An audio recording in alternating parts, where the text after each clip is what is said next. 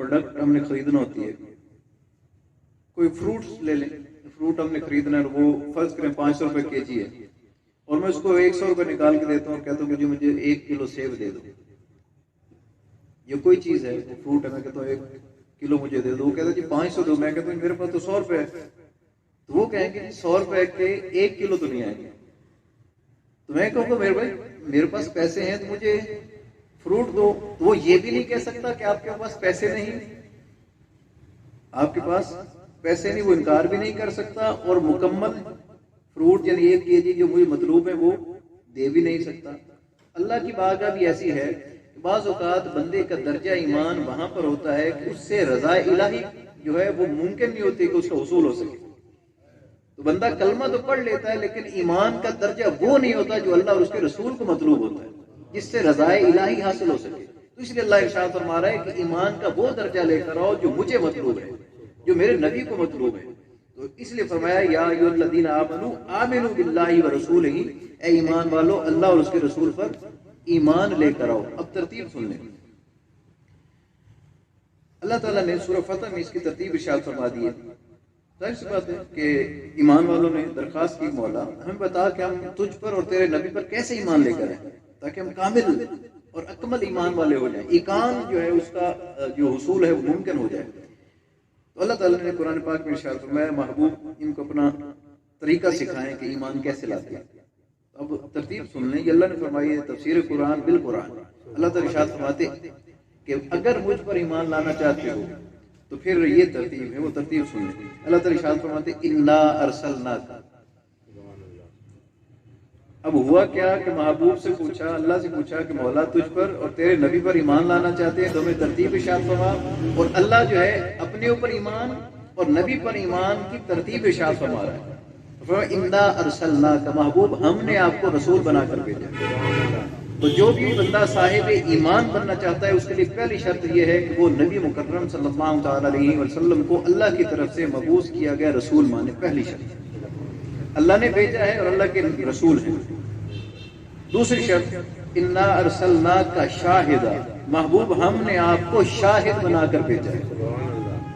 शाहिद कहते हैं चश्मदीद गवाह, इसकी तफसील में मैं आता हूँ। दूसरी बात फरमाया नबी मुकर्रम सल्लल्लाहु ताला अलैहि वसल्लम को मुबश्शिर मानो, इन्ना अरसलनाका शाहिदम व मुबश्शिरम व नदीरा, कि मेरे नबी को अल्लाह की तरफ से भेजा गया रसूल मानो, फिर नबी मुकर्रम सल्लल्लाहु ताला अलैहि वसल्लम को शाहिद मानो, फिर नबी मुकर्रम सल्लल्लाहु ताला अलैहि वसल्लम को मुबश्शिर यानी बशारत देने वाला मानो, और फिर नबी मुकर्रम सल्लल्लाहु ताला अलैहि वसल्लम को डर सुनाने वाला मानो, अल्लाह का डर सुनाने वाला। तो मानो इससे होगा क्या, इससे होगा क्या? हमने तो पूछा था कि मौला तुझ पर ईमान लाना चाहते हैं तो हमें बता हम तुझ पर कैसे ईमान लेकर आए। तो अल्लाह यही तो फरमा रहा है कि पहले मेरे नबी को मेरी तरफ से भेजा गया रसूल मानो, उनको बशारत देने वाला और शाहिद मानो और नज़ीर और जमी सिफात के साथ। तो मौला इससे क्या होगा? सारी बातें तो अपने हबीब के मनवा ली। तो अल्लाह इरशाद फरमाता है लितुमिनु बिल्लाह, ताकि तुम्हारा अल्लाह पर ईमान कायम हो जाए। सुभान अल्लाह। तो मौला बातें तो अपने नबी की मनवाई, फरमाया तरतीब ही यही है। बातें तो नबी के मनवा ली, रसूल भी नबी को मनवा लिए, शाहिद भी नबी को मनवा लिया, मुबश्शिर भी नबी को मनवा लिया, नज़ीर भी नबी पाक सल्लल्लाहु ताला अलैहि वसल्लम को मनवा लिया। तो मौला अब इसका अजर और सिला क्या है? तो फरमाया लितुमिनु बिल्लाहि व रसूलिही, ताकि तुम्हारा अल्लाह और उसके रसूल पर ईमान कायम हो जाए। तो मौला अब हम कामिल ईमान वाले हो गए। Are we allowed to go to mosque to say our prayers? क्या हम जा सकते हैं हम नमाज पढ़ने के लिए, हम मुसल्ले पर खड़े हो जाएं? तो अल्लाह फरमाता नहीं, अभी तो कुछ और शराइत भी रहती है, मुसल्ले के ऊपर आने के अभी अब काबिल नहीं है। तो मौला और क्या कहेंगे? फरमाया जिस नबी की पहले 4 बातें मानी ना, तो साथ ये 2 बातें और भी मानो। मौला वो कौन सी? फरमाया व तुअज़्ज़िरूहु व तुवक्किरूहु, नबी पाक सल्लल्लाहु ताला अलैहि वसल्लम की ताज़ीम भी करो, साथ तौकीर भी करो। मौला अगर वो कर ले तो फरमाया अब मुसल्ले पर आने के काबिल हो, अब मुसल्ले पर आओ।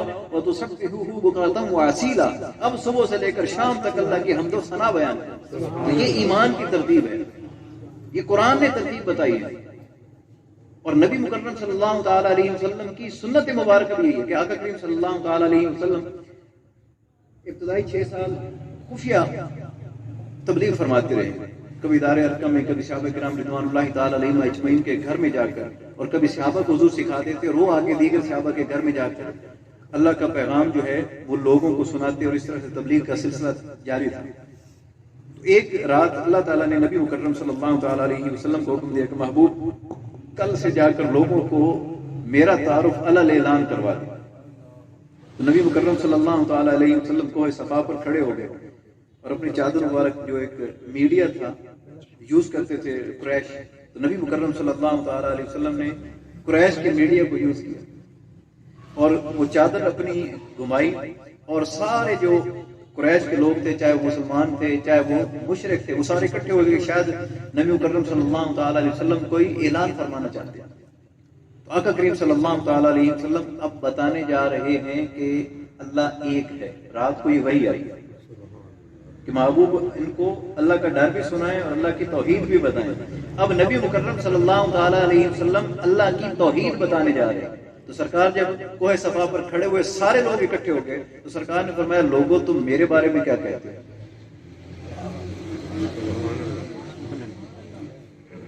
تو آگے سے ساروں نے کہا کہ ہم آپ کو صادق بھی مانتے ہیں امین بھی مانتے ہیں. بتانا کس کا تھا؟ اللہ کا. تعارف کس کا کروانا تھا؟ علل اعلان، توحید کا اعلان کرنا تھا. اور جو 360 بت پڑے تھے ان کی نیگیشن کرنی تھی، ان کو ریفیوٹ کرنا تھا، ان کا رد کرنا تھا، ان کو باطل قرار دینا تھا اور اللہ تعالیٰ کی وحدانیت کا اقرار کروانا تھا. لیکن اس اقرار سے پہلے پوچھا تم میرے بارے میں کیا کہتے ہیں؟ تو انہوں نے کہا کہ ہم آپ کو صادق اور امین مانتے ہیں. وجہ کیا ہے؟ ایک آپ کو مسئلہ سمجھا دوں. آپ کے پاس خبر آتی ہے نا، تو خبر کا دار و مدار مخبر پر ہوتا ہے. اگر مخبر جھوٹا ہو تو وہ خبر سچی بھی لائے تو لوگ اس پر شک کریں گے. خبر کا دار و مدار کس پہ ہوتا ہے؟ تو جتنا معتبر مخبر ہوگا اتنی خبر پہ لوگوں کی پختگی ہو جائے گی، اتنی خبر کو زیادہ مانیں گے لوگ. تو خبر بہت بڑی تھی تو مخبر بھی اتنا ہی معتبر ہونا چاہیے. تو نبی مکرم صلی اللہ تعالیٰ علیہ وسلم خبر دینے جا رہے ہیں کہ لوگوں میں تمہیں خبر دینے جا رہا ہوں تو پہلے مخبر کے بارے میں بتاؤ تم مخبر کے بارے میں کیا کہتے ہو. تو انہوں نے کہا جی آپ صادق بھی ہیں آپ امین بھی ہیں. پورے مکہ میں آپ جیسا سچا امانت دار آپ جیسا. تو پہلے حضور نے اپنا تعارف کروایا اور اپنے اوپر ایمان کامل کروایا اور پھر اس کی گواہی بھی مانگی. اگر میں کہوں کہ پہاڑ کے پیچھے سے کچھ لوگ آ رہے ہیں آپ پر حملہ ہو جائیں گے تو مان جاؤ گے؟ They said yes. انہوں نے کہا ہاں ہم مان جائیں گے کہ آپ نے زندگی میں کبھی جھوٹ بولا ہی نہیں، آپ نے کبھی جھوٹ بولے نہیں، ہم مان جائیں گے کہ حملہ آ رہے ہیں. تو حضور نے دوسری تصدیق بھی کروا لی. اب مخبر پر جب ایمان کامل ہو گیا تو پھر سرکار نے فرمایا اگر مجھ پر اتنا ہی یقین رکھتے ہو کہ میں کہوں کہ پیچھے سے گروہ آ رہا ہے تم پر حملہ ہو جائے گا تو پھر یہ بھی مان لو کہ جس اللہ نے مجھے رسول بنا کر بھیجا ہے وہ وحدہ لا شریک ہے اور وہی عبادت کے لائق ہے. اور یہ جو تم نے 360 کعبے میں سجا کر رکھے ہیں یہ باطل ہیں، یہ جھوٹے ہیں اور حقیقی خدا وہ ہے. اچھا ایک چھوٹی سی ویسے میں عرض کرتا ہوں مثال. اللہ نہ کرے میرے منہ میں خاکم بدہن کوئی کہے کہ مجھ سے اربوں خربوں روپے لے لو، دنیا جہان کی دولت لے لو اور اپنا ایک خدا چھوڑ دو تو ہم چھوڑ دیں گے؟ جان دے دیں گے لیکن اپنا ایک خدا. تو پھر حضور کے چاہنے والے وہ کتنے پیارے ہوں گے کہ جنہوں نے حضور کے کہنے پر اپنے 360 چھوڑ دیے. حضور کے فرمانے پر ان کے لیے تو وہ خدا ہی تھے نا، چاہے وہ جھوٹے تھے، وہ تو اس عرصے سے ان کی عبادت کرتے آ رہے تھے. تو حضور نے فرمایا کہ وہ باطل ہیں تو قربان جائے ان لوگوں کے اوپر کہ جنہوں نے حضور کو مخبر اعظم اور علم غیب دینے والے اور اللہ کا تعارف کروانے والے مان کر، رسول اور نبی مان کر فوراً کہا کہ باقی آپ نے درست فرمایا وہ 360 باطل ہیں، ہم اپنا ایک نہیں چھوڑتے، انہوں نے 360 چھوڑ دی. اور اس رب پر ایمان لے آئے جسے دیکھا بھی نہیں تھا. وہ محسوس کر سکتے تھے، ہاتھ بھی لگاتے تھے، لیکن جس رب کو دیکھا نہیں ہے حضور کے کہنے پر ایمان لے کر تو پھر انہوں نے دلیل مانی. اب توحید پر دلیل سن لیں اور اس کا گواہ قرآن ہے، ہم نہیں ہے. انہوں نے کہا حضور آپ نے اتنا بڑا دعویٰ کر دیا ہے تو جتنا بڑا دعویٰ ہوتا ہے دلیل بھی اتنی بڑی ہونی چاہیے. فار ایگزامپل آپ جاتے ہیں اس میں کورٹ میں اور آپ جا کر 10 ایکڑ زمین کا دعویٰ دائر کر دیتے ہیں کہ یہ 10 ایکڑ میری زمین ہے، اور جب کورٹ آپ کو سمن کرتی ہے اور آپ جاتے ہیں اور آپ کہتے ہیں جی وہ دلیل مانگتی ہے جی آپ کے پاس اس کا کوئی پروف ثبوت کہ آپ نے 10 ایکڑ کا دعویٰ کیا ہے تو دلیل، تو آپ آگے سے 3 ایکڑ کی فرد نکال کے دے دیں تو آپ کو 10 ایکڑ دے دیں گے؟ تو آپ کو دلیل بھی اتنی ہی اسٹرانگ چاہیے جتنا آپ کو بڑا 10 ایکڑ کا دعویٰ ہے تو دلیل بھی 10 ایکڑ کی دینا پڑے گی۔ تو سرکار نے فرمایا میرا خدا ایک ہے، وحدہ لا شریک ہے، اس کے سوا کوئی عبادت کے لائق نہیں ہے، اور یہ 360 جھوٹے بت ہیں، یہ باطل ہیں۔ تو آقا کریم صلی اللہ علیہ وآلہ وسلم نے جب یہ ارشاد فرمایا تو انہوں نے کہا جی حضور اس کی دلیل قرآن میں ارشاد فرما دی گئی، خود حضور نبی مکرم صلی اللہ تعالی علیہ وآلہ وسلم ارشاد فرمایا فقط لبثت فیکم عمرا، لوگوں تم میں 46 سال گزار چکا ہوں۔ 6 سال یہ اعلان نبوت کے بعد والے اور 40 سال پہلے والے، تمہارے دوران 46 سال گزار لی۔ ان 46 سال کو دیکھ لو، اگر تمہیں ایک عمل ایسا مل جائے جس پر تم اعتراض کرو تو میرے دعوے کو نہ مانا۔ اگر ولادت سے لے کر آج تک میری زندگی طاہر مطہر منزہ عن الخطا مبرہ عن الخطا معصوم عن الخطا ملے تو پھر میں بھی سچا ہوں، میرا دعویٰ بھی سچا ہے۔ کیا ہے؟ عمر مصطفیٰ صلی اللہ علیہ وسلم فرمایا میری سیرت کو دیکھ لو، ولادت سے لے کر اب تک جو زندگی میں تمہارے ساتھ گزار چکا ہوں اس کو دیکھ لو، اور یہی دلیل ہے کہ وہ رب جو ہے وہ سچا ہے جس نے مجھے رسول بنا کر بھیجا۔ تو میری سیرت کو دیکھ لو، میرے اسوہ کو دیکھ لو، میرے خلق کو دیکھ لو، میرے سراپہ رحمت ہونے کو دیکھ لو، میرے جتنے بھی محاسن ہیں، جتنے شمائل ہیں، جتنے فضائل ہیں، یہ سارے کے سارے دلیل ہیں اللہ تعالیٰ کے یکتا اور وحدہ لا شریک ہونے کی۔ تو حضور نبی مکرم صلی اللہ تعالی علیہ وسلم نے اپنے آپ کو دلیل کے طور پہ پیش کر دیا۔ ابھی آگے چلتے ہیں، آپ نے بابا جی کا کتاب سنا ہوگا، پیر منظور احمد شاہ صاحب رحمۃ اللہ تعالی علیہ، اللہ ان کی مرکز پہ کروڑہا رحمتوں کا نزول فرمائے۔ وہ اکثر فرمایا کرتے تھے کہ کلمہ شریف جو ہے نا، اس کے 2 حصے ہیں، ایک دعویٰ ہے اور دوسری دلیل ہے۔ پہلا حصہ جو ہے اس میں نفی بھی ہے اور اثبات بھی ہے۔ اکثر آپ سنتے ہیں نا صوفیاء سے کہ ایک نفی، پہلے وہ نفی کرواتے ہیں اور پھر اثبات کرواتے ہیں۔ تو نفی بہت مشکل چیز ہے، اثبات آسان ہے۔ نفی بہت مشکل، that is a tough job, اور جو اثبات ہے کسی چیز کو ثابت کرنا ہے کہ یہ ہے تو وہ آسان کام ہے۔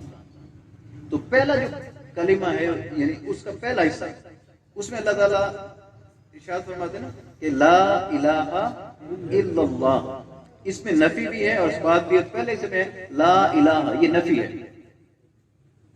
کہ کوئی الہ نہیں۔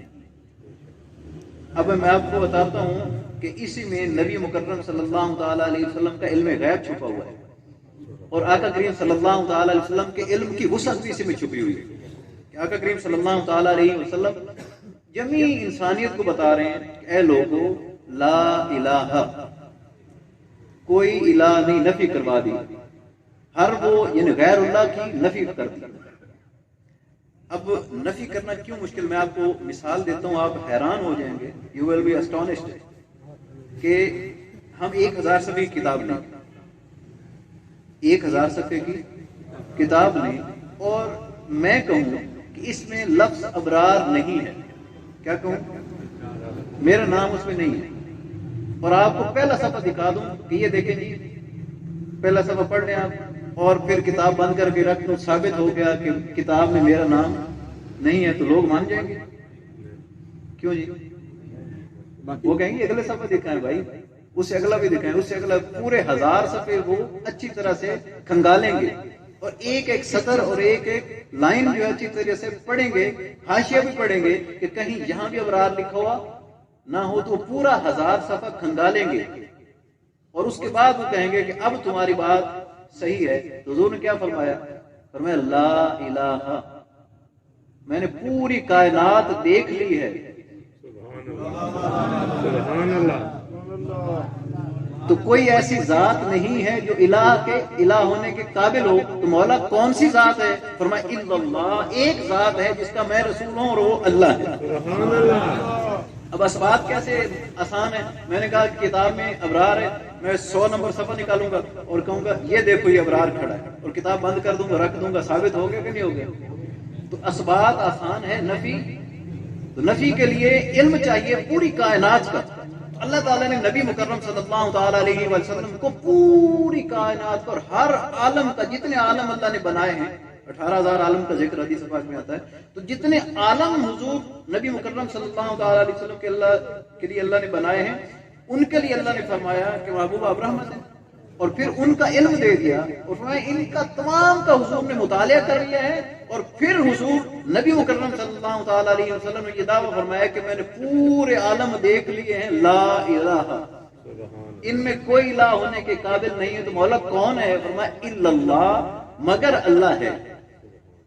فرمایا اس کی دلیل، اتنا بڑا آپ نے دعویٰ کر دیا کہ میں پورا عالم دیکھ لیا، پوری کائنات دیکھ لی، اور اس میں کوئی الہ ہونے کے قابل نہیں سوائے اللہ کے، تو محبوب اس کی دلیل، تو جتنا بڑا دعویٰ ہے اتنی بڑی دلیل ہونا چاہیے۔ فرمایا اس کی دلیل ہے محمد الرسول اللہ صلی اللہ تعالی۔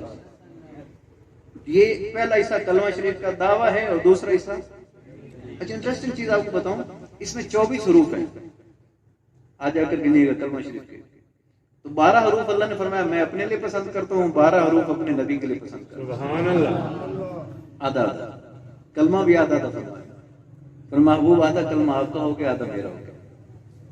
ساری عمر بندہ لا الہ الا اللہ کہتا رہے، مسلمان نہیں ہو سکتا جب تک کہ وہ دلیل قبول نہ کرے۔ وہ کہے گا محمد الرسول اللہ، تو پھر اس کے سارے گناہ اللہ معاف فرما دے گا، چاہے وہ مشرک کیوں نہ ہو۔ جیسے وہ یہ کہے گا کہ لا الہ الا اللہ محمد الرسول اللہ، تو وہ صاحب ایمان ہو جائے گا۔ تو حضور کے نام مبارک اور حضور کے رسالت پر ایمان کا اتنا بڑا اجر ہے کہ جیسے زبان سے وہ نکالے گا تو پچھلے سارے گناہ معاف ہو جائیں گے، سبحان اللہ، اس کی قوت اور طاقت اتنی ہے۔ اب یہودی ہیں، ساری عمر کہتے ہیں لا الہ الا اللہ، لا الہ الا اللہ نہیں ہوگا۔ جیسے وہ یہ کہتے ہیں، یہودی ہو، وہ مشرک ہو، وہ عیسائی ہو، وہ کسی مذہب سے تعلق رکھتا ہو، اور وہ یہ کہہ دے کہ لا الہ الا اللہ محمد رسول اللہ، بس کلمہ اس کی زبان سے نکلنا ہوگا اور دل سے اس کی تصدیق اس نے کرنا ہوگی، تو اس کے سارے گناہ جو ہے وہ مٹا دیے جائیں گے۔ یہ حضور کے نام کی برکت ہے، سبحان اللہ، نبی مکرم صلی اللہ تعالی علیہ وسلم کے نام۔ اب 12 حروف حضور کے لیے، 12 حضور اپنے محبوب، میرے نام کے بھی 4 حرف ہیں، آپ کے نام کے بھی 4 حرف رکھ دیتے ہیں۔ یہ اسماء ذات کی بات میں کر رہا ہوں، اللہ میں 4 حرف ہیں اور محمد میں بھی 4 حرف ہیں۔ فرمایا محبوب میرے نام پہ شہد ہے تو آپ کے نام پہ بھی شہد لگا دیتے ہیں، تو میں اللہ ہوں اور آپ محمد ہیں، تو محبوب اب خالق اور مخلوق کا فرق رہنا چاہیے، تو ایسا کرتے ہیں میں اپنے اوپر کھڑی زبر لگا دیتا ہوں اور آپ کو صرف مشدد کر دیتا ہوں، تاکہ میرا خالق ہونا قائم رہے اور آپ کا مخلوق ہونا قائم رہے۔ اب اگلی مزیدار بات، آپ کی اور جو میرے اسماء ذاتی کی میں بات کر رہا ہوں، ہمارے جو میرا نام ہے وہ ناقص ہے، لیکن اللہ اور محمد یا احمد، یہ 2 ایسے نام ہیں جو اکمل ہیں، یہ کامل ترین نام ہے۔ ان کو اگر بریک ڈاؤن بھی کر دیں، ان کو مطلب علیحدہ علیحدہ کر دیں، تو یہ پھر بھی کامل رہتے ہیں۔ مثلا لفظ اللہ ہے، تو اگر پہلا الف ہٹا دیں، یہ پہلے میں اللہ کا، جیسے ہم پڑھتے ہیں آیت الکرسی اللہ لا الہ الا هو الحی القیوم، پڑھتے ہیں کہ نہیں پڑھتے؟ تو اللہ کا نام پورا آ گیا۔ اگر الف ہٹا دیں تو پھر بھی لفظ کامل رہے گا، للہ، تو اللہ تعالیٰ کیا فرماتا ہے؟ للہ ما فی السماوات و ما فی الارض، اللہ ہی کے لیے ہے جو اس زمین و آسمان میں ہے۔ اگر ایک لام ہٹا بھی دیتے اور تو لہو بن جاتا ہے، تو اللہ کیا فرماتا ہے؟ لہو ما فی السماوات و ما فی الارض، کہ اسی کا ہی ہے جو زمین و آسمان میں۔ اگر لام بھی ہٹا دیتے ہیں تو ضمیر ہو بچ جاتی ہے، تو عبدہ و رسولہ بولتے ہیں، یا سبحان الذی اسری بعبدہ، پاک ہے وہ ذات جو اپنے بندے کو لے گئی، تو ہو بھی اگر رہ جائے، صرف ہا بھی رہ جائے تو ضمیر بچ جائے گی، تو وہ بھی اللہ کے لیے ہے۔ تو اللہ کا نام اکمل ترین ہے، اس کو علیحدہ علیحدہ کر دیں تو کامل ترین رہے گا۔ اور محمد صلی اللہ تعالی علیہ وسلم کا نام دیکھیں تو تو محمد کہتے ہیں جس کی دنیا میں سب سے زیادہ تعریف کی جائے. سبحان اللہ. یہ نام پتہ کیوں رکھے گئے حضور کے؟ دو نام ہیں، ایک گھر کا نام ہے، ایک دنیا کا نام ہے. آپ کے گھر ہوتے ہیں نا، تو ہمارے گھر کے بچے ہوتے ہیں، کسی کا نام گڈو ہوتا ہے، کسی کا نام چاند ہوتا ہے، کسی کا نام کوئی پیارا سا نام رکھ دیتے ہیں، ایسے ہوتا ہے. تو نبی مکرم صلی اللہ تعالی علیہ وسلم کے بھی دو نام ہیں، ایک جدھر سے آئے ہیں ادھر کا نام ہے، ایک جدھر آئے ہیں ادھر کا نام ہے. سبحان اللہ. تو ادھر حضور کا نام احمد ہے، ادھر حضور کا نام محمد ہے. ایک لاڈ کا نام ہے اور ایک ہمارے لیے نام ہے. اب حضور کا نام محمد کیوں پڑا اور حضور کا نام احمد کیوں پڑا؟ ہوا یہ کہ جب نبی مکرم صلی اللہ تعالی علیہ وسلم کی تخلیق ہوئی، ظاہر سی بات زمین آسمان کچھ بھی نہیں بنا تھا، تو اللہ تعالیٰ نے حضور نبی مکرم صلی اللہ تعالی علیہ وسلم کو اپنے دامن قدرت میں جگہ عطا فرمائی. سبحان اللہ. تو محبوب اب آپ کو بنا تو دیا ہے، اب کریں کیا؟ کام بھی تو کرنا چاہیے نا. تو محبوب ایسا کرتے ہیں، آپ میرا ذکر کریں، میں آپ کا ذکر. سبحان اللہ. یہ کام تھا. اس وقت زمین آسمان کچھ بھی نہیں بنا تھا، صرف نور محمدی تھا اور نور الہ تھا. تو اللہ تعالیٰ نے نور محمدی تخلیق فرمایا، تو رکھنے کی جگہ نہیں تھی، مکان تو تھا نہیں، تو فرمایا پھر میں آپ کو اپنے دامن قدرت میں جگہ دیتا ہوں، سبحان اللہ. اپنے جوار رحمت میں جگہ دیتا ہوں. تو اللہ تعالیٰ نے وہاں نور مصطفیٰ کو رکھا اور فرمایا محبوب اب کریں کیا؟ تو میرا ذکر کر، میں تیرا ذکر کرتا ہوں. تو جب اللہ نے حضور کا ذکر کیا تو حضور محمد بن گئے. دنیا میں سب سے زیادہ جس کا ذکر کیا جائے اس ذات کو کیا کہتے ہیں؟ اچھا ایک مسئلہ پوچھ لوں، فتویٰ نہیں لگانا مجھے ڈر بڑا لگتا ہے. ساری مخلوق مل کر حضور کا ذکر کرے تو اس کو ایک پلڑے میں رکھ دیں، اور اللہ صرف ایک درود حضور پر بھیج دے، اس کو ایک پلڑے میں رکھ دیں، تو زیادہ کون سا ہوگا؟ اللہ کا درود. تو پھر حضور کو بھلا ہمارے ذکر کی ضرورت ہے کیوں جی؟ جب اللہ یہ فرما دے محبوب آپ سلامت رہیں، ایک دفعہ فرما دے تو ساری مخلوق چاہے دن رات حضور کا ذکر کرتے رہے، اللہ صرف ایک درود بھیج دے، ساری مخلوق سے بڑھ کر اللہ کا وہ ذکر ہوگا. اور فرمایا محبوب میں آپ کا ذکر کرتا ہوں تو آپ میرے ذکر کی برکت سے اس کا اثر بھی آپ پر ہوا، تو آپ محمد بن گئے. جن کا کائنات میں سب سے زیادہ ذکر ہو وہ محمد ہے صلی اللہ علیہ وسلم. اور محبوب آپ نے چونکہ اب میرا ذکر کیا تو میں تو وحدہ لا شریک ہوں، تو میری ذات تو پہلے ہی اکمل ہے. تو آپ نے چونکہ میرا ذکر کیا تو اس کا اثر بھی آپ پر ہوا، تو میرے ذکر کرنے کی وجہ سے آپ احمد بن گئے. احمد اس کو کہتے ہیں جو اللہ کا سب سے زیادہ ذکر کرے. تو جو اللہ کا ذکر کیا تو اس کی وجہ سے بھی آپ کی شان بڑھ گئی، اور میں نے جب آپ کا ذکر کیا تو بھی آپ کی شان بڑھ گئی. میری تو شان پہلے ہی وراء الورا ہے، اللہ کی شان تو پہلے اکمل ہے، اعلیٰ ترین ہے.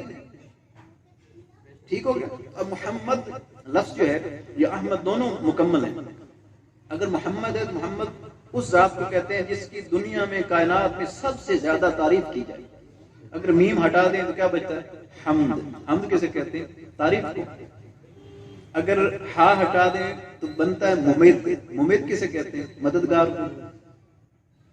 اور دوسری میم بھی ہٹا دیں تو مد بنتا ہے، تو مد کسے کہتے ہیں؟ دراز کو. یہ پڑھتے ہیں نا بڑی مد اور چھوٹی مد الف کے اوپر ہوتی جو، تو 4 الف کے برابر پڑھنی ہے، یہ 2 الف کے برابر پڑھنی ہے، یہ 3 الف کے، تو مد کہتے ہیں دراز کو. اور اگر میم بھی ہٹا دیں تو دال بچ جاتا ہے، تو دال کہتے ہیں دلالت کرنے والے کو، دلیل دینے والے کو.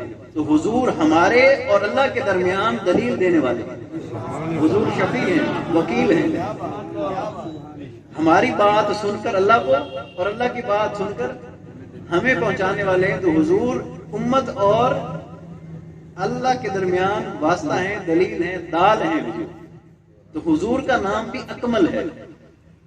ٹھیک ہے؟ تو کلمہ میں پہلا حصہ کیا ہے؟ دعویٰ، اور دوسرا حصہ کیا ہے؟ دلیل. اب آ جائیں اس آیت کے چند ایک معنی آپ کے سامنے عرض کر دیتا ہوں کہ اللہ تعالیٰ ارشاد فرماتا ہے انا ارسلناک محبوب، ہم نے آپ کو رسول بنایا. تو جب ہم نے رسول بنایا تو کسی کی جرات ہے جو اعتراض کرے؟ بھئی نبی میں نے بنا کر بھیجا ہے، تو کسی کے اندر طاقت ہے آ کر میں نے رسول بنایا ہے، میں نے نبی بنایا ہے؟ تو عبداللہ بن ابی کی ایسی جرت کہ وہ میرے نبی کو نبی نہ مانے، ان کو رسول نہ مانے. ابو جہل کی ایسی جرت، ابو لہب کی ایسی جرت، عاص بن وائل کی ایسی جرت. تو پھر اللہ تعالیٰ ان کو جلائے گا کہ میرے مقابلے میں تو نبی میں نے بنایا ہے، رسول میں نے بنایا، اور تم ان کو نبی اور رسول نہیں مانتے ہو۔ پھر اللہ نے فرمایا ان کو شاہد بھی بنایا، تو جو میرے نبی کو شاہد نہیں مانتا وہ میرے مقابلے میں آ جائے۔ وہ میرے نبی پر اعتراض نہیں کر رہا، وہ بنانے والے پہ اعتراض کر رہا ہے کہ اللہ نبی کو شاہد نہیں بنا سکتا۔ اب شاہد ہونا کسے کہتے ہیں؟ چشمدید گواہ کو۔ اور اللہ تعالیٰ نے قرآن پاک میں ذکر فرمایا کہ محبوب وہ منظر کیسا ہوگا، یہ ایمان کی گواہی کی بات ہو رہی ہے کہ محبوب وہ منظر کیسا ہوگا کہ جب روز محشر ہم ہر امت سے ایک گواہ اٹھائیں گے، ہر امت سے جتنے بھی لوگ ہوں گے ان میں سے انبیاء علیہ السلام اور ان کے جو بھی سردار ہوں گے جنہوں نے ان کے ایمان کی گواہی دی ہوگی، وہ ان کے ایمان کی گواہی اللہ کی بارگاہ میں پیش کریں گے۔ اللہ تعالیٰ ارشاد فرمایا وہ کیسا منظر ہوگا جب ہم ہر امت سے ایک ایک گواہ لے کر آئیں گے، اور پھر اللہ تعالیٰ ارشاد فرماتا ہے کہ جب وہ گواہیاں دے لیں گے تو پھر ہم ان کی گواہیوں کو روک دیں گے، اور روک کر کیا کریں گے؟ وَجِئْنَا بِكَ عَلَىٰ هَٰؤُلَاءِ شَهِيدًا، ان سب کے اوپر ہم آپ کو گواہ بنا کر لیں گے۔ تو آدم علیہ السلام اپنی امت کی گواہی دیں گے تو اللہ فرمائے کہ ٹھیک ہے آپ کی گواہی قبول ہے، لیکن آپ کی گواہی موقوف ہے حضور کی رضا پر۔ حضور پہلے گواہی دیں تو پھر آپ سب کی گواہی۔ تو آدم علیہ السلام سے لے کر آخری امتی تک، قیامت تک جو آخری امتی آئے گا، سب کے ایمانوں کی گواہی حضور عطا فرمائے۔ اب مجھے یہ بتا دیں کہ نبی مکرم صلی اللہ علیہ وسلم کی ولادت باسعادت حضرت عیسیٰ علیہ السلام کے بعد ہوئی، تو پہلے 1,24,000 پیغمبروں کی امتوں کی اور ان کی گواہیاں حضور کیسے ارشاد فرمائے؟ تو مطلب یہ کہ اللہ نے وہ قوت حضور کو دی ہے، اللہ نے وہ حضور کو قوت دی ہے۔ اس پہ ایک اور دلیل سماعت فرما لیں۔ اللہ تعالیٰ ارشاد فرماتا ہے الم تر کیف فعل ربک باصحاب الفیل، محبوب آپ نے دیکھا نہیں ہم نے فیل والوں، ہاتھی والوں کے ساتھ کیا سلوک کیا؟ اب یہ تو ایسے بات ہو رہی جیسے میں ان کے کندھے پہ ہاتھ رکھوں اور کہوں آپ نے دیکھا نہیں۔ یہ تو ایسے ہی جیسے کوئی ساتھ بیٹھا ہو اس کو کہے۔ اب جب ابرا نے حملہ کیا تھا تو حضور کی ولادت باسعادت نہیں ہوئی، حضور تو بعد میں پیدا ہو رہے، لیکن حضور کو اللہ فرما رہے محبوب آپ نے دیکھا نہیں۔ اس کا مطلب ہے کہ نور محمدی کا وجود تھا اور نور محمدی اس منظر کو ملاحظہ فرما رہا تھا، اور اللہ فرما رہا ہے محبوب آپ نے دیکھا نہیں؟ الم تر کیف فعل ربک باصحاب الفیل، آپ نے دیکھا نہیں ہم نے اصحاب فیل کے ساتھ کیا ان کے ساتھ سلوک کر کے رکھ دیا، ان کو کھائے ہوا بس بنا کے رکھ دیا۔ تو یہ کلام بتاتا ہے کہ تاجدار کائنات صلی اللہ تعالی علیہ وسلم کا وجود مسعود موجود تھا، بس لبادہ بشریت میں بھیجا جانا وہ علیحدہ ہے، لبادہ ابدیت میں بھیجا جانا وہ علیحدہ ہے، اور تخلیق نور محمدی تو سب سے پہلے ہو چکی تھی، وہ اللہ تعالیٰ نے پہلے فرما دی تھی تمام مخلوق میں سے۔ لیکن ذہن میں رکھیے گا کہ اللہ خالق ہے اور حضور مخلوق ہے، اللہ مسجود ہے اور حضور ساجد ہے، سجدہ کرنے والے ہیں، اللہ کو سجدہ ہے، یہ فرق ضرور ذہن میں رکھیں۔ تاجدار کائنات صلی اللہ تعالی علیہ وسلم کو اللہ تعالیٰ گواہ بنا کر لے گا۔ اب آپ حاضر ناظر کا مسئلہ بھی سمجھا دوں تاکہ رولا ہی ختم ہو جائے۔ یہ جو کہتے ہیں شاہد کا لفظ استعمال ہوتا ہے، ہم ابھی ان چکروں میں پڑھیں کہ حضور ہمارے اس میلاد کو ملاحظہ فرما سکتے ہیں کہ نہیں، اسی میں ایسے حدیث وقت سنا دوں، سبحان اللہ، ریڈی؟ سبحان اللہ۔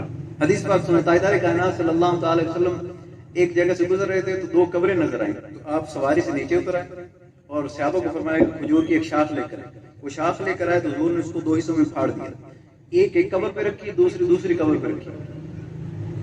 صحابہ کرام رضوان اللہ تعالی علیہم اجمعین نے عرض کی حضور یہ کیا فرمایا آپ نے؟ تو آقا نے ارشاد فرمایا یہ دو قبریں ہیں اور ان کو عذاب ہو رہا ہے۔ اب حضور کس عالم میں کھڑے؟ عالم اجسام میں۔ خبر کس عالم کی دے رہے ہیں؟ عالم برزخ کی، اگلے عالم کی خبر دے رہے ہیں۔ کھڑے اس عالم میں ہیں، خبر اگلے عالم کی دے رہے ہیں۔ تو صحابہ نے پوچھا حضور ان کا عذاب کیوں؟ اور حضور نے یہ نہیں فرمایا مجھے کیا پتا۔ سرکار نے ارشاد فرمایا ایک پیشاب کے چھینٹوں سے نہیں بچتا تھا، دوسرا چغلی کرتا تھا۔ یہ شاید غیبت کا ذکر حضور نے فرمایا، ایک پیشاب کے چھینٹوں سے نہیں بچتا تھا، مطلب وہ پتہ نہیں کتنے 100 سال پہلے وہ زمین پر پھرتے تھے، پرانی معدوم قبریں تھیں، اور سرکار کو یہ بھی پتا تھا کہ ان کو عذاب کس وجہ سے ہو رہا ہے۔ سبحان اللہ۔ دوسری حدیث پاک سنیں، تاجدار کائنات صلی اللہ تعالی علیہ وآلہ وسلم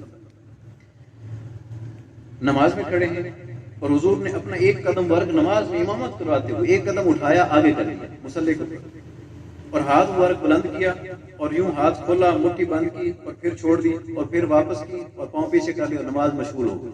جب نماز ختم ہوئی صحابہ کرام رضوان اللہ تعالیٰ علیہ مجمعین حضور کے پاس آئے اور کہتے ہیں حضور یہ بھی نماز کا حصہ ہے, یہ رکن ہے, جیسے رکوع ہے, جیسے سجدہ ہے, جیسے قیام ہے, قومہ ہے, جلسہ ہے, یہ سلام کہنا ہے, یہ بھی کوئی نماز کا حصہ ہے, ہم بھی آج کے بعد ایسا کیا کریں. سرکار نے فرمایا نہیں آپ نے ایسا نہیں کرنا. حضور کیوں؟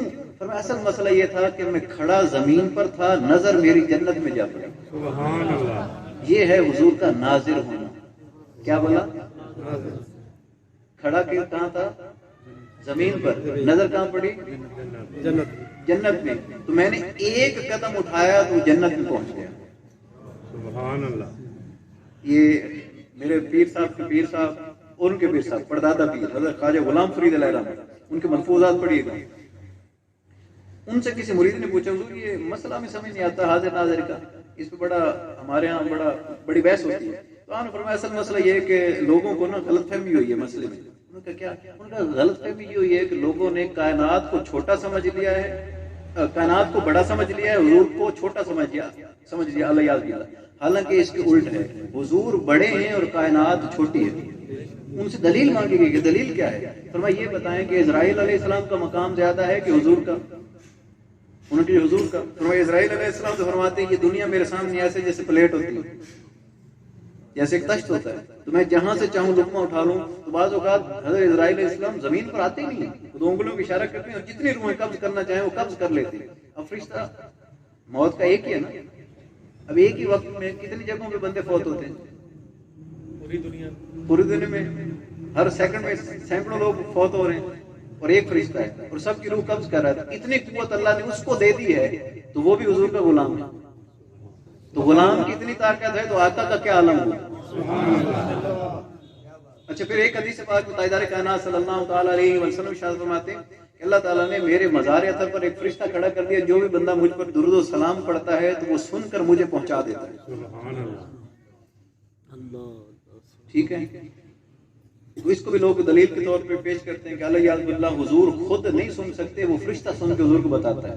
ایک مثال دے دوں, یہ آپ کے سامنے کورٹ ہے نا, جج بیٹھتا ہے نا, جج کے ایک طرف ریڈر بیٹھا ہوتا ہے, ایک طرف لکھنے والا, ایک طرف پڑھنے والا بیٹھا ہوتا ہے, اسٹینو اور ریڈر بیٹھے ہوتے ہیں. تو میرے جیسا بندہ چلا جائے اور کہ واہ واہ جج کو پڑھنا بھی نہیں آتا لکھنا بھی نہیں آتا. کیوں کہ ایک طرف اسٹینو بیٹھا ہے, ایک طرف ریڈر بیٹھا ہے. تو پیچھے سے کوئی وکیل کھڑا ہوگا تو میرے ایک لگائے گا, کہے گا یہ جج اتنا بڑا, یہ چھوٹے موٹے کام نہیں کرتا, اس کے لیے نوکر رکھے ہوئے ہیں. یہ چھوٹے موٹے کام نہیں کرتا, اس کے یہ لکھائی پڑھائی کے چھوٹے موٹے ٹائپنگ شائپنگ اس کے نوکر کرتے ہیں. جج اس سے زیادہ پڑھا ہوا ہے. تو فرمایا حضور کے دربار پہ فرشتہ کھڑا ہے, تو فرمایا وہ چھوٹے چھوٹے کام تو فرشتہ کر لیتا ہے, تو بڑا کام بتاؤ جو حضور فرماتے ہیں. سبحان اللہ. جو سدرہ سے بھی آگے گزر جاتے ہیں وہ والے کام حضور کی شان والے ہیں, عظمت والے ہیں. اور حضور خود سماعت فرمانا چاہیں تو حضور خود سماعت فرماتے ہیں. تو آقا کریم صلی اللہ تعالیٰ علیہ وسلم ارشاد فرمایا کھڑا میں زمین پر تھا اور میری نظر پڑی جنت میں, تو میں نے ایک قدم اٹھایا تو جنت میں پہنچ گیا, اور ہاتھ بڑھایا تو جنت میں ایک انگور کا خوشہ تھا, اس کو میں نے پکڑ لیا. حضور کھڑے کدھر ہیں؟ اور گچھا جو انگور تھا کدھر پکڑا؟ جنت ابھی آپ نے دیکھی ہوئی ہے اس عالم میں یا کسی اور عالم میں؟ دوسرے عالم میں. تو حضور ادھر بھی حاضر ہیں, حضور ادھر بھی حاضر ہیں, ایک پاؤں ادھر ہے ایک ادھر ہے. اور اس انگور کے خوشے کو پکڑ لیا, گچھے کو پکڑ لیا اور پھر چھوڑ دیا. صحابہ نے فرمایا حضور پھر آپ ہمارے لیے واپس کیوں نہیں لے آئے کہ ہم بھی کھا لیتے؟ سرکار نے فرمایا لے تو ضرور آتا, لیکن صحابہ اسے تم کھاتے, تمہاری آنے والی نسلیں کھاتی, ان کی نسلیں کھاتی, ان کی نسلیں کھاتی, حتیٰ کہ قیامت تک آنے والے لوگ کھاتے, لیکن میری 5 انگلیوں میں جو انگور کا خوشہ آیا تھا وہ تم سے ختم نہیں ہونا تھا. تو یہ فیض کف مصطفیٰ بھی ہے. حضور نبی مکرم صلی اللہ علیہ وسلم کے ہاتھ مبارک کا فیض بھی ہے کہ ہمارے ہاتھ میں ایک مٹھی میں انگور آ جائے تو بچہ نہیں اس سے پیٹ بھر کے وہ سیر ہوتا, اور حضور کے ہاتھ میں اگر خوشہ آ جائے تو ساری کائنات کے لوگ کھا لیں لنگر پھر بھی بچ جائے گا. تو حضور حاضر ادھر ہیں اور ناظر جنت کے ہیں، حضور کھڑے ادھر ہیں اور قبضہ ان ہاتھ ادھر، اس میں پکڑ لیا آپ نے. اور بعض لوگوں نے پھر اللہ عقل دے ان کو، ہو کیا جاتا لوگوں کو پتہ نہیں، صرف یہ کہ نعوذ باللہ من ذالک حضور کی شان نیچے کر کہتے نہیں. یہ اصل بات یہ ہے کہ حضور کو تصویر دکھائی گئی تھی جنت کی. اب مجھے یہ بتائیں کہ ایک بچے کو انگوروں کی تصویر دکھائیں تو بچہ انگور پکڑے گا؟ 7 سال کا بچہ ہو یا 6 سال کا تو انگور پکڑ کے کھانے کی کوشش کرے گا؟ تو نعوذ باللہ من ذالک نبی پاک صلی اللہ تعالی علیہ وسلم الیاذ باللہ دھوکہ کھا لیا حضور، تصویر دکھا دی حضور، اور حضور نے تصویر کو پکڑ لیا. تو سوچ والی بات کرو، عقل والی بات کرو کہ نبی معظم ہیں، تاجدار کائنات ہیں، جن کو اللہ نے علم عطا کیا ہے. واللہ کما لم تکن تعلم کہ محبوب ہم نے آپ کو وہ علم عطا فرمائے تھے جو آپ پہلے نہیں جانتے تھے. تو جب اللہ نے علم عطا فرما دیا تو پھر اس کو کہتے ہیں کہ شاہد ہونا، چشمدید گواہ ہونا. اور مبشر کہتے ہیں بشارت دینے والے. ایک دن حضور بیٹھے، ایک صحابی گزر ہیں، آقا کریم صلی اللہ تعالی علیہ وسلم صحابہ کو فرمایا صحابہ وہ جو صحابی جا رہے ہیں ان کو جا کر جنت کی خوشخبری سنا دینا. صحابہ تو بات پڑے، انہوں نے کہا یہ تو بڑا خوش نصیب بندہ ہے جس کو دنیا میں جنت کی خوشخبری مل گئی. وہ گئے تو انہوں نے جا کر وہ نقاب ڈال کر کپڑا اوپر ڈال کے جا رہے تھے، تو جیسے انہوں نے اوپر سے کپڑا ہٹایا تو دیکھ کر حیران رہ گئے، کوئی عام ذات نہیں، حضرت سیدنا عثمان غنی تھے رضی اللہ عنہ.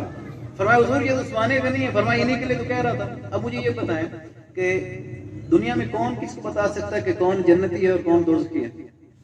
لیکن حضور نے فرما دیا کہ یہ جو سامنے نقاب ڈالے شخصیت جا رہی ہے یہ جنت میں جائیں گے. تو آقا کریم صلی اللہ تعالی علیہ وسلم نے ان کو خوشخبری سنا دی. پھر ایک دن نبی مکرم صلی اللہ تعالی علیہ وسلم جہاد میں غزوہ میں ایک بندہ بڑا جوان مردی کے ساتھ لڑ رہا تھا.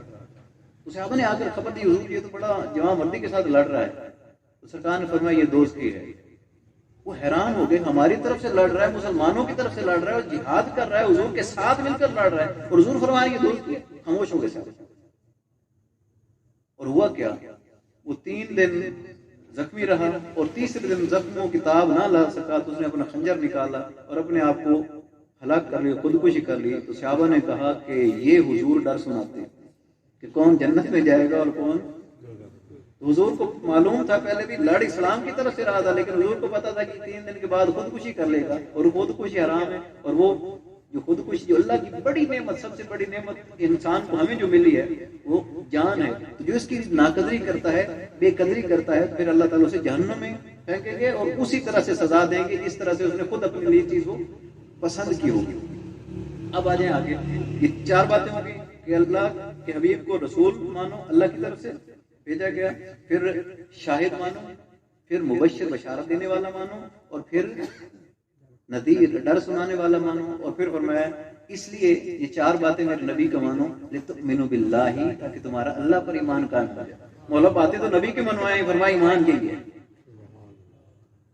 سبحان اللہ. ایک اور دلیل دے دوں. سبحان اللہ. اللہ تعالیٰ شاہد فرماتے محبوب میرے بندے مجھے ڈھونڈتے ڈھونڈتے جنگلوں میں، بیلوں میں، مسجدوں میں، مندروں میں، گرجوں میں مجھے ڈھونڈتے ڈھونڈتے ڈھونڈتے ڈھونڈتے آپ کے پاس آ جائیں اور آپ سے آ کر پوچھیں کہ رب کہاں ہے. اذا سألک عبادی انی، محبوب جب میرے بندے مجھے ڈھونڈتے ڈھونڈتے ڈھونڈتے ڈھونڈتے آپ کے پاس آ جائیں اور آپ سے پوچھیں میرے متعلق کہ رب کہاں ہے، تو ان سے فرما دے انی قریب. سونا وہ تیرے نیڑے ہو گئے، ہن رب انہاں دے نیڑے ہو گئے، وہ رب کے نیڑے ہو گئے، وہ رب کے قریب ہو گئے. جو محبوب کے نیڑے ہو گیا وہ رب کے قریب ہو گئے. اس لیے کہا گیا لتؤمنوا باللہ تاکہ تمہارا اللہ پر ایمان قائم ہو جائے، اور رسول ہی اور اللہ پر بھی ایمان قائم ہو جائے. اور پھر فرمایا وتعزروه. یہ 4 باتیں مان کے بھی آپ کامل ایمان والے نہیں. اس لیے تو کہا گیا نا یا ایھا الذین آمنوا آمنوا، اے ایمان والو ایمان لے آؤ. یہ نہیں کہ صرف رسالت پر ایمان رکھ کے تو شاہد نہ مانو، شاہد مان کر مبشر نہ مانو، مبشر مان کر نذیر نہ مانو. ایسا نہیں ہے. تمہاری مرضی نہیں چلے گی. جس نے بنایا ہے اور جیسا بنایا ہے ویسا ہی ماننا پڑے گا. تو جمی صفات کے ساتھ اللہ تعالیٰ نے شاہد بھی بنایا، جمی صفات کے ساتھ رسول بھی بنایا، جمی صفات کے ساتھ مبشر بھی بنایا، جمی صفات کے ساتھ نذیر بھی بنایا. اور پھر فرمایا تاکہ تمہارا اللہ اور اس کے رسول پر ایمان قائم ہو جائے. اور پھر حکم دیا وتعزروه، میرے نبی کی تعظیم کرو، وتوقروه، اور پھر میرے نبی پاک صلی اللہ علیہ وسلم کی توقیر کرو. اب اگر تعظیم مصطفیٰ کرنا اور توقیر مصطفیٰ کرنا شرک ہوتا تو اللہ حکم عطا فرماتا قرآن پاک میں. آج مصطفیٰ ایم انگلش کی کلاس تو ان کو پڑھا رہا تھا یا بی ایس انگلش کی، تو ادھر میں نے یہ کہا کہ میں پڑھا رہا تھا ان کو انگریزی کے الفاظ استعمال کرنے اور رائٹنگ کے ہم لکھتے ہیں جب کسی کو کوئی لیٹر لکھتے ہیں persuasive message I think persuasive messages کوئی اس طرح کے ٹاپک میرے ذہن میں پڑھا رہا تھا، تو ان کو میں نے کہا کہ آپ کوئی بھی ایسے لفظ اپنے زبان میں استعمال نہ کریں جو زو معنی ہو، اس کا بیڈ امپیکٹ جاتا ہے، نیگیٹو امپیکٹ جاتا ہے. میں نے ان کو قرآن سے دلیل دی، میں نے کہا قرآن پاک میں